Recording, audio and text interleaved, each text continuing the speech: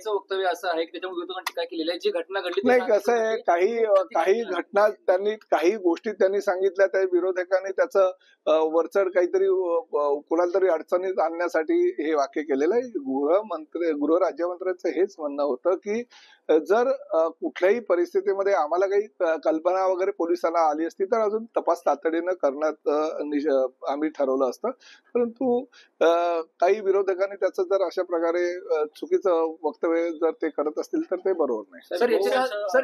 येऊरमध्ये 2 बैलांना गुंगीचं औषध देऊन परवा रात्रीची घटना ही आहे. येऊरच्या ग्रामस्थांनी सगळ्या त्या जे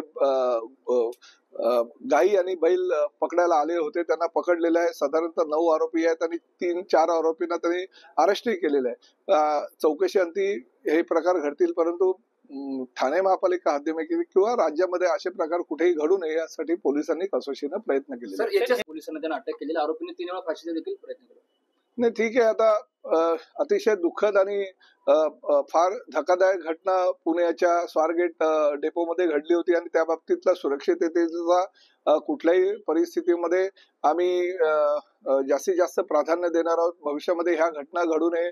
एका निर्दयी आरोपीनं जर अशा प्रकारची घटना केली असेल किंवा चुकी केली असेल तर त्याला कदापि माफी नाही आणि फाशीची शिक्षा अशा आरोपीला मिळाली पाहिजे ह्या मताचे आमचं सरकार आहे. आणि त्या पद्धतीनं पोलिसांनी अतिशय चतुराईनं रात्री 1:30 वाजता त्याला एका गावातून ऊसाच्या मळ्यातून अटक केली. त्यामुळे त्याच्यावर कठोर कारवाई होणारच. पण शेवटी ट्रान्सपोर्ट मिनिस्टर म्हणून माझी सुद्धा जबाबदारी आहे की आमचे बस डेपो किंवा एसटी स्टँड जे आहे त्या ठिकाणी जास्तीत जास्त सुरक्षा आमच्या महिला प्रवाशांना देण्यासाठी आम्ही प्रयत्न करतोय.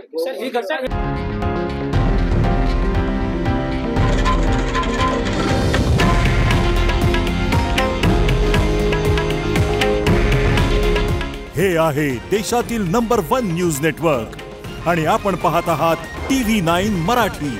काळजी तुमची, हित महाराष्ट्राचं.